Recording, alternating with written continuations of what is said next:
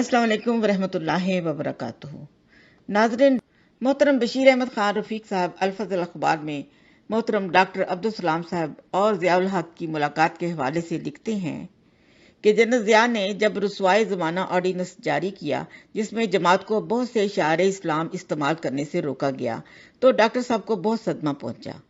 कुछ अरसा बाद जब खाकसार मुकर्रम डॉक्टर साहब की खिदमत में हाजिर था तो खाकसार ने उनसे पूछा कि क्या इस ऑर्डिनेंस के जारी होने के बाद उनकी मुलाकात जनरल साहब से हुई। डॉक्टर साहब ने फरमाया हाँ हुई थी और इसकी रुदात कुछ यूं सुनाई। डॉक्टर साहब ने फरमाया जनरल ज़िया की तरफ से मुझे ट्रस्ट में कई फोन आए कि मैं पाकिस्तान जाकर उनसे मिलूं, लेकिन मैं टालता रहा।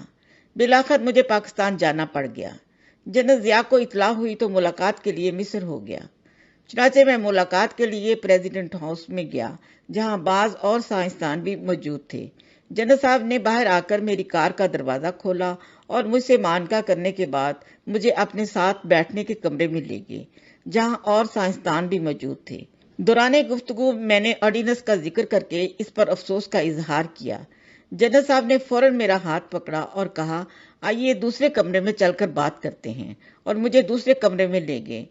मेरे साथ उस वक्त साइंसी उमूर के वजीर भी कमरे में चले गए। जनरल साहब ने कहा बात यह है कि मेरे पास उलमा का एक वफद आया था।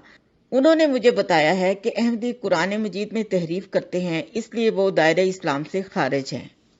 डॉक्टर साहब ने जनरल साहब से कहा कि कुरान की हिफाजत का तो खुद अल्लाह ताला ने वादा किया है और कुरान की हिफाजत का काम अपने जिम्मे लिया हुआ है, इसलिए अहमदी इसमें तहरीफ कैसे कर सकते हैं।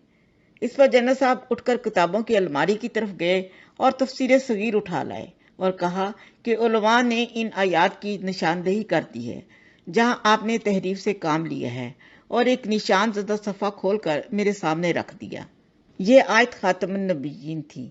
मैंने जनरल साहब से कहा कि आयत तो मुकम्मल तौर पर दर्ज है, तहरीफ कहाँ हुई है। जनरल साहब ने कहा कि आपने आयत के मायनों में तहरीफ की है और बजाय नबियों को खत्म करने वाले के नबियों की मोहर तर्जमा किया है, और ये नाकाबिले बर्दाश्त है। डॉक्टर साहब ने बताया कि मैंने जनरल साहब से अर्ज किया कि खत्म का लफ्ज जो यहाँ इस्तेमाल हुआ है वो पंजाबी जुबान का नहीं बल्कि अरबी जुबान का लफ्ज है और उसके मायने अरबी में मोहर के हैं, लेकिन मैं इस बहस में नहीं पढ़ना चाहता। क्या आपके पास और किसी आलम का तर्जमा शुदा कुरान मौजूद है। जनरल साहब उठे और अल्लामा असद का तर्जमा कुरान उठा लाए जो कि मक्का मौज़मा से शाया हुआ था। मैंने कुरान मजीद को खोला, आयत खातमुन नबिय्यीन निकाली तो वहां भी तर्जमा सील ऑफ प्रॉफिट्स लिखा था। जनरल साहब का मुंह खुले का खुला रह गया।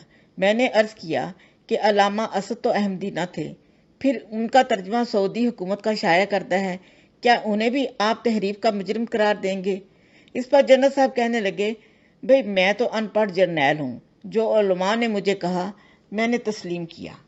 मैंने अर्ज किया जनाब बात सिर्फ जर्नैली की नहीं, आप इस मुल्क के सदर भी हैं और बहसीत सदर ममलिकत पाकिस्तान की तमाम राया के हकूक की हिफाजत आपके फ़राइज़ में शामिल है। यहीं इस्लामाबाद में जमात अहमदिया के मरबी मौजूद हैं, जमात के अफराद मौजूद हैं। आपको जो कुछ उलमा ने बताया था आपका फर्ज था कि अहमदी उलमा को भी बुलाकर अपनी तसल्ली कर लेते और फिर फैसला करते। इस पर जनरल साहब ने जोर से कलमा शहादत पढ़ा और मुझे भी कलमा शहादत पढ़ने का कहा। मैंने कलमा शहादत पढ़ा तो फरमाने लगे सलाम, खुदा की कसम मैं आपको अपने से बेहतर मुसलमान समझता हूँ, लेकिन क्या करूँ उलमा से मैं मजबूर हो गया था, और ये कहकर बात का रुख और तरफ मोड़ दिया।